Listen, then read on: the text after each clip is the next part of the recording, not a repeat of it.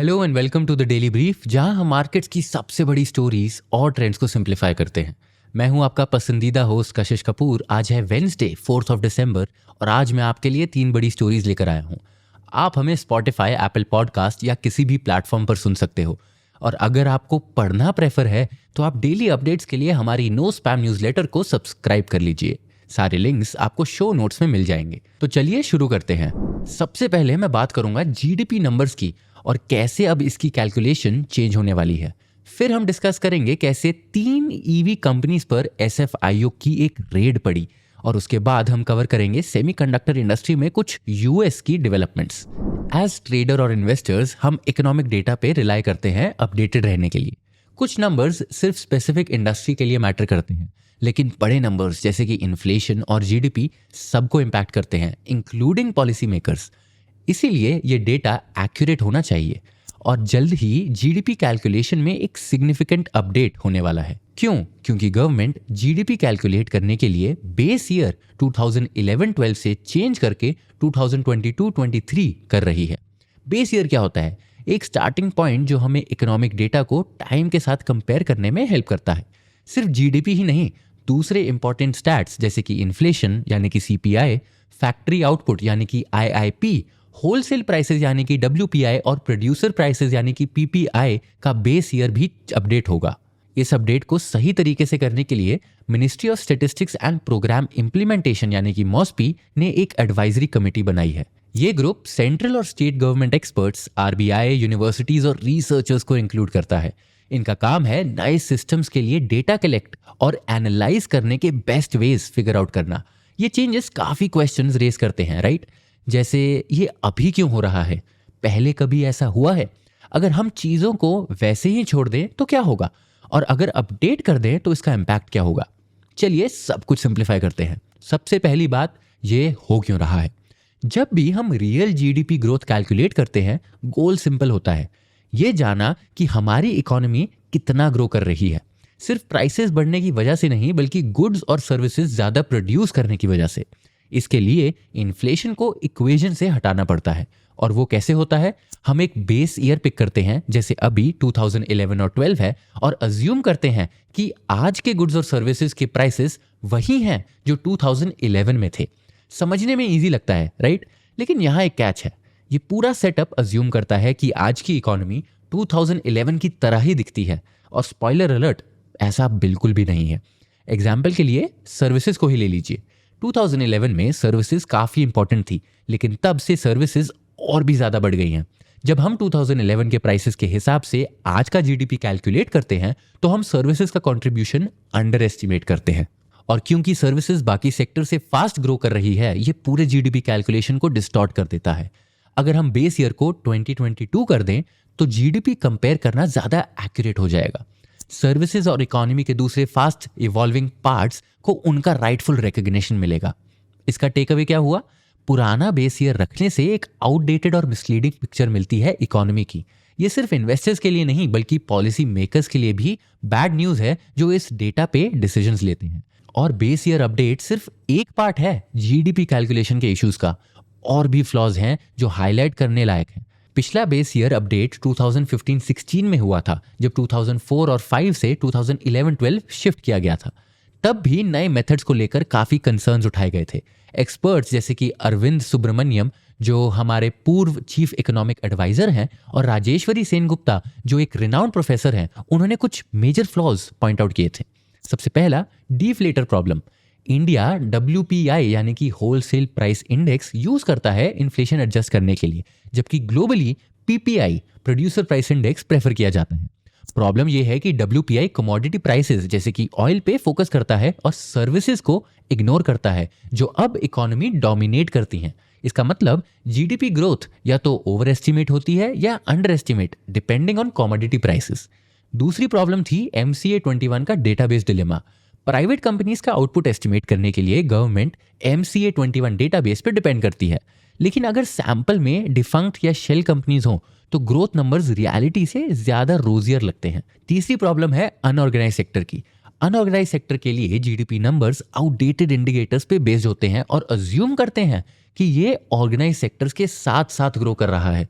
Problem यह है कि शॉक्स जैसे डिमोनेटाइजेशन और जीएसटी अनऑर्गेनाइज सेक्टर को ज्यादा हिट करते हैं, लेकिन यह अप्रोच इन इम्पैक्ट्स को अकाउंट ही नहीं करता, जिसकी वजह से ग्रोथ एस्टिमेट्स इन्फ्लेट हो जाते हैं। फाइनली ये फ्लॉज एक बहुत बड़ा क्वेश्चन रेज करते हैं कि हमारे जीडीपी नंबर्स इंडिया की इकोनॉमी का ट्रू पिक्चर दिखाते हैं। अब जब एडवाइजरी कमेटी बन चुकी है तो दो पॉसिबिलिटीज हैं।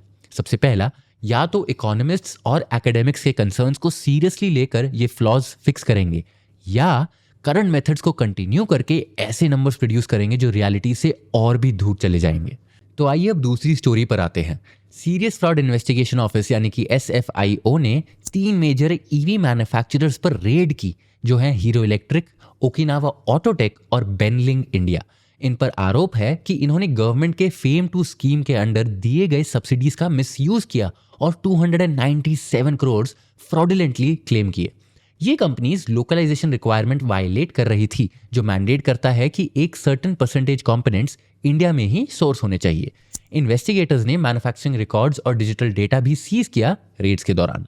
अगर ये सुन के डेजावू फील हो रहा है तो इसलिए क्योंकि ये पहली बार नहीं है जब फेम 2 स्कीम पे मिसयूज और कंफ्यूजन का आरोप लगा है। सबसे बड़ी प्रॉब्लम है कि लोकलाइजेशन का मतलब क्या है। ये पॉलिसी का एक इंपॉर्टेंट पार्ट था, लेकिन इसका क्लियर डेफिनेशन कभी स्पेसिफाई ही नहीं हुआ, जिसकी वजह से कंपनीज लूप होल्स एक्सप्लॉइट करती रही हैं। चलिए इसे सिंप्लीफाई करते हैं। फेम 2 का गोल क्या था, ये कैसे डीरेल हुई, और ये लेटेस्ट डेवलपमेंट्स इंडिया के ईवी इकोसिस्टम के लिए क्या मीन करते हैं। 2015 में जब फेम स्कीम लॉन्च हुई, इसका बजट 895 करोड़ था और एक सिंपल गोल था, इंडियन बायर्स के लिए ईवीज अफोर्डेबल बनाना। 2019 में फेम 2 लॉन्च हुआ, जिसका बजट सिग्निफिकेंटली बड़ा था, 10,000 करोड़। इसका एम था ईवी एडॉप्शन को एक्सेलरेट करना और एक robust domestic manufacturing ecosystem develop करना। लेकिन यहां से प्रॉब्लम्स शुरू हुई। मैन्युफैक्चरर्स के लिए सब्सिडीज क्लेम करने के एक की रिक्वायरमेंट थी लोकलाइजेशन की, यानी व्हीकल्स के कुछ परसेंटेज कंपोनेंट्स इंडिया में प्रोड्यूस होने चाहिए। न्यूज सोर्सेज के मुताबिक ये लोकलाइजेशन थ्रेशोल्ड कॉमनली 50% माना जाता है, लेकिन किसी भी ऑफिशियल गवर्नमेंट सोर्स ने कभी इस नंबर को क्लियरली स्पेसिफाई नहीं किया। अगर आपको कोई प्रूफ मिले तो हमें कमेंट्स में जरूर बताइए। अब न्यूज पे वापस आते हैं। जो चीज क्लियर है वो ये है कि लोकलाइजेशन का गोल था इंपोर्ट्स, स्पेशली चाइना से डिपेंडेंसी कम करना और इंडिया के ईवी सप्लाई चेन को ग्रो करना। लेकिन एक क्लियर और यूनिवर्सली अंडरस्टूड डेफिनेशन की कमी ने कंप्लायंस को कंफ्यूजन और एक्सप्लॉयटेशन का एक टूल बना दिया। मैन्युफैक्चरर्स, रेगुलेटर्स और ऑडिटर्स सब लोकलाइजेशन को इंटरप्रेट करने में स्ट्रगल करते रहे। क्या ये कंपोनेंट्स की क्वांटिटी पे बेस्ड है, या उनका वैल्यू, या फिर व्हीकल के एक्स फैक्ट्री कॉस्ट पे? हर किसी का अलग जवाब था और गवर्नमेंट्स ने क्लैरिटी भी प्रोवाइड नहीं करी। इस एम्बिग्विटी से कुछ मैन्युफैक्चरर्स ने रूल को बेंड करना स्टार्ट कर दिया, जैसे कि इंपोर्टेड पार्ट्स जैसे मोटर्स और बैटरी को मेड इन इंडिया का लेबल किया गया, और फिर चार्जर्स और सॉफ्टवेयर को अलग बिल करके लोकलाइजेशन परसेंटेजेस इन्फ्लेट कर दिए। और ऊपर से कुछ कंपनीज ने कंप्लायंस डिले करते हुए सब्सिडीज क्लेम करना कंटिन्यू किया। Automotive research association of India के ऑडिट्स ने वाइड स्प्रेड वायलेशंस रिवील किए। ये सिर्फ क्रिएटिव अकाउंटिंग की बात नहीं थी, बल्कि एक सिस्टेमिक फेलियर था जो रेगुलेटर्स और मैन्युफैक्चरर्स के बीच ट्रस्ट खत्म कर रहा था। 2023 में विसल ब्लोअर्स ने इस इशू को हाईलाइट किया। अनोनिमस ईमेल्स में अलेज किया गया कि काफी ईवी मेकर्स सिस्टम को गेम कर रहे हैं, कंपोनेंट्स की ओरिजिन मिस रिपोर्ट करते हुए। मिनिस्ट्री ऑफ हेवी इंडस्ट्रीज ने 1100 करोड़ की सब्सिडीज पॉज कर दी और कंपनी से कंप्लायंस सर्टिफिकेट चार्टर्ड अकाउंटेंट से वेरीफाई करवाने को बोला। कुछ कंपनीज जैसे कि ग्रीव्स इलेक्ट्रिक मोबिलिटी अपना नाम क्लियर कर पाई और सब्सिडीज दोबारा रिसीव करने लगी, लेकिन हीरो इलेक्ट्रिक और ओकिनावा जैसे कंपनीज डीपर इन्वेस्टिगेशन का फोकस बन गई। 2023 के मिड तक गवर्नमेंट 469 करोड़ रिकवर करने की डिमांड कर रही थी 7 ईवी मेकर से जो लोकलाइजेशन रिक्वायरमेंट मीट नहीं कर पा रहे थे। ये रीसेंट रेड्स फेम 2 से जुड़ी कंट्रोवर्सीज की एक और कड़ी है। सालों से ये स्कीम मिसयूज, डिलेड ऑडिट्स और पॉलिसी कंफ्यूजन के एलिगेशंस फेस करती आ रही है। 2023 के विसल ब्लोअर कंप्लेंट्स ने बस इस फायर को और फ्यूल दे दिया। फेम 2 का विजन क्लियर था, 1 million 2 wheelers, 5 lakh 3 wheelers, 55,000 4 wheelers और 7,090 इलेक्ट्रिक बसेस अडॉप्ट करवाना, साथ ही लोकल मैन्युफैक्चरिंग को प्रमोट करना। और कुछ टाइम के लिए ये काम कर रहा था। आज इंडिया इलेक्ट्रिक 2 व्हीलर के लिए वर्ल्ड का सेकंड लार्जेस्ट मार्केट है, लेकिन अनक्लियर रूल्स ने इन सक्सेसेस को अंडरमाइन कर दिया है। लोकलाइजेशन मैंडेट चाहे ऑफिशियली कुछ भी था, डोमेस्टिक सप्लाई चेन को स्ट्रेंथन करना चाहता था। लेकिन ये एक कंटेंशियस पॉइंट बन गया जहां मैन्युफैक्चरर्स, रेगुलेटर्स और ऑडिटर्स कंप्लायंस को लेकर अग्री कभी कर ही नहीं पाए। फेम 2 मार्च 2024 में एक्सपायर हो चुका है और गवर्नमेंट ने इसे रिप्लेस करने के लिए PM E drive initiative launch कर दिया है। फेम 2 के कंपैरिजन में PM E drive production linked incentives और क्लियर गाइडलाइंस पे फोकस कर रहा है ईवी मैन्युफैक्चरिंग सपोर्ट करने के लिए। इलेक्ट्रिक मोबिलिटी प्रमोशन स्कीम यानी कि ईएमपीएस जो 2024 में इंट्रोड्यूस हुई थी को भी एक्सटेंड किया गया है ताकि ट्रांजिशन स्मूदर हो। एक नई पॉलिसी फेम 2 के पिटफॉल अवॉइड करने की कोशिश कर रही है। ये नए पॉलिसीज फेम 2 के पिटफॉल्स अवॉइड करने की कोशिश करते हैं, ट्रांसपेरेंसी और अकाउंटेबिलिटी प्रायोरिटाइज करके। उम्मीद है कि क्लियर डेफिनेशंस और स्ट्रिक्टर एनफोर्समेंट एक ज्यादा रॉबस्ट इकोसिस्टम क्रिएट करेगा ईवी अडॉप्शन के लिए। SFIO raids, whistleblower complaints और ब्रॉडर फेम 2 कंट्रोवर्सी एक डीपर इशू को हाईलाइट करते हैं। एम्बिशियस पॉलिसीज बिना क्लियर रूल्स और रॉबस्ट एनफोर्समेंट के सक्सेसफुल हो ही नहीं सकते। लोकलाइजेशन को इंडिया के ईवी मैन्युफैक्चरिंग पुश का फाउंडेशन होना चाहिए था, लेकिन क्लैरिटी की कमी ने इसे लायबिलिटी बना दिया। अब जब इंडिया पीएम ई ड्राइव के साथ आगे बढ़ रहा है तो फेम 2 के लेसन्स को सीरियसली लेना होगा। क्लियर डेफिनेशन, ट्रांसपेरेंट प्रोसेसेस और नॉन कंप्लायंस के लिए स्ट्रिक्ट पेनल्टीज नॉन नेगोशिएबल होनी चाहिए। स्टेक्स काफी हाई हैं, ना सिर्फ ईवी इंडस्ट्री के लिए बल्कि इंडिया के क्लाइमेट चेंज से कॉम्बैट करने के रोल के लिए भी। इस बार हमें इससे सही करना होगा। अब आज की फाइनल स्टोरी पर आते हैं। दिसंबर 2024 में बाइडेन एडमिनिस्ट्रेशन ने चिप कंट्रोल्स को और एक्सपैंड कर दिया। न्यू रूल्स के अंडर 24 टाइप्स के सेमीकंडक्टर मैन्युफैक्चरिंग इक्विपमेंट पे रिस्ट्रिक्शन लगाई गई हैं। हाई बैंडविड्थ मेमोरी चिप्स जो एआई एप्लीकेशन के लिए क्रिटिकल हैं, उन पे नए कंट्रोल्स इंप्लीमेंट हुए हैं और 140 और चाइनीज एंटिटीज को ट्रेड ब्लैकलिस्ट में ऐड किया गया है। चिप रिलेटेड सॉफ्टवेयर टूल्स और टेक्नोलॉजी पे भी अब ओवरसाइट एक्सपैंड किया जा रहा है। अब समझते हैं कि सेमीकंडक्टर्स इतने इंपॉर्टेंट क्यों हैं। ये टाइनी चिप्स हर चीज़ में यूज़ होते हैं, माइक्रोवेव से लेकर एडवांस मिलिट्री सिस्टम्स तक। लेकिन इनका सबसे बड़ा रोल इमर्जिंग टेक्नोलॉजीज में है, जैसे कि एआई, 5G नेटवर्क्स और एडवांस वेपन सिस्टम्स। 2022 तक global semiconductor market memory chip से डोमिनेट हो रहा था, जो 23% सेल्स का शेयर रखता था। बाकी मार्केट प्रोसेसर्स और स्पेशलाइज्ड चिप्स में डिवाइडेड था। यूएस का पॉलिसी शिफ्ट काफ़ी ड्रामेटिक है। जो बाइडेन के अंडर यूएस ने पुरानी अप्रोच जो कंपेटिटर से 2 जनरेशन आगे रहना था को चेंज करके एक नई स्ट्रैटेजी पर शिफ्ट कर दिया है। अब चाइना से जितना ज्यादा लीड पॉसिबल हो उतना मेंटेन करना है। ये एक फंडामेंटल चेंज है। सेमीकंडक्टर का ये बैटल एक डीपर जियोपॉलिटिकल राइवलरी को दिखाता है। प्रेसिडेंट जी जिनपिंग के अंडर चाइना अग्रेसिवली अपनी टेक्नोलॉजिकल सेल्फ सफिशिएंसी परस्यू कर रहा है, स्पेशली सेमीकंडक्टर्स में। लेकिन ये सिर्फ इकोनॉमिक डेवलपमेंट की बात नहीं है, ये चाइना के मिलिट्री मॉडर्नाइजेशन से डायरेक्टली लिंक्ड है।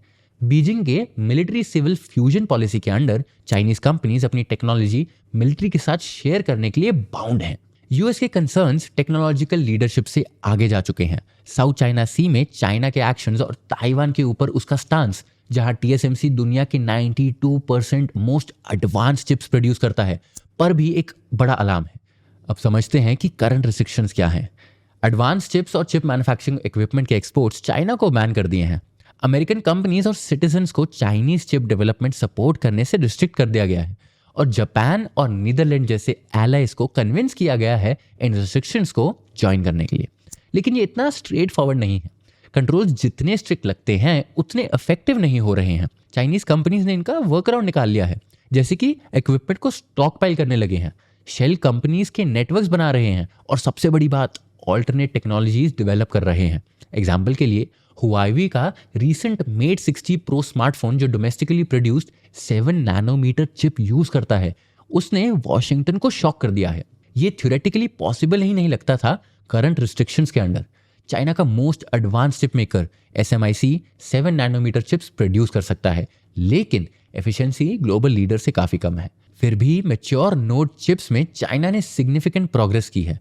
2015 में इनका ग्लोबल मैन्युफैक्चरिंग शेयर 17% था, जो 2023 में 31% तक बढ़ गया है और 2027 तक 39% तक पहुंचने का प्रोजेक्शन है।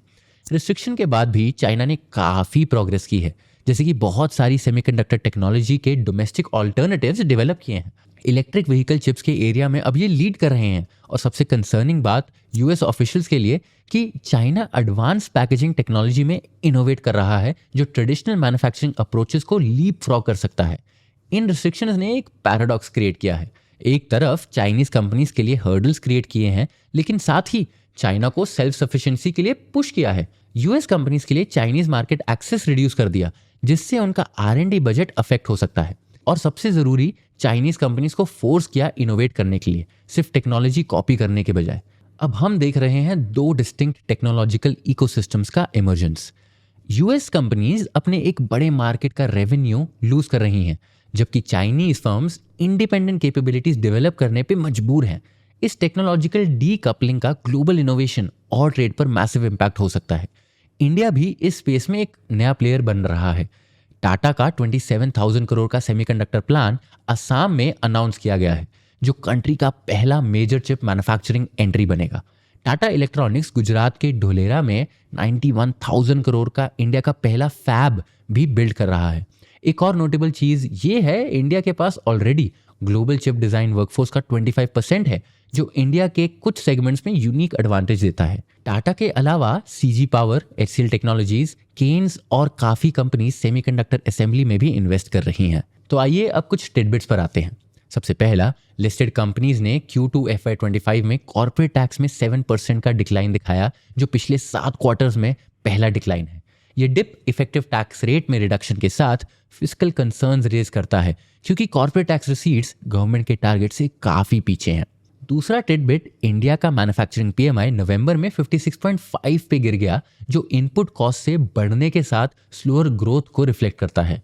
एक्सपोर्ट ऑर्डर्स बढ़े, लेकिन डोमेस्टिक सेल्स में चैलेंजेस आए, जिससे मैन्युफैक्चरर्स को प्राइस बढ़ाने पड़े। और फाइनली, स्विगी की 10 मिनट डिलीवरी सर्विस अब 400 से ज्यादा सिटीज में ऑपरेट कर रही है, छोटे टाउन्स को भी कवर करते हुए। ये rapid expansion optimised dark stores के थ्रू हो रहा है, जो स्विगी की फास्ट डिलीवरी में लीडरशिप को और स्ट्रांग बना रहा है। ये थी आज की कहानियां। मैं हूं कशिश कपूर और मिलेंगे आपको अगले एपिसोड में।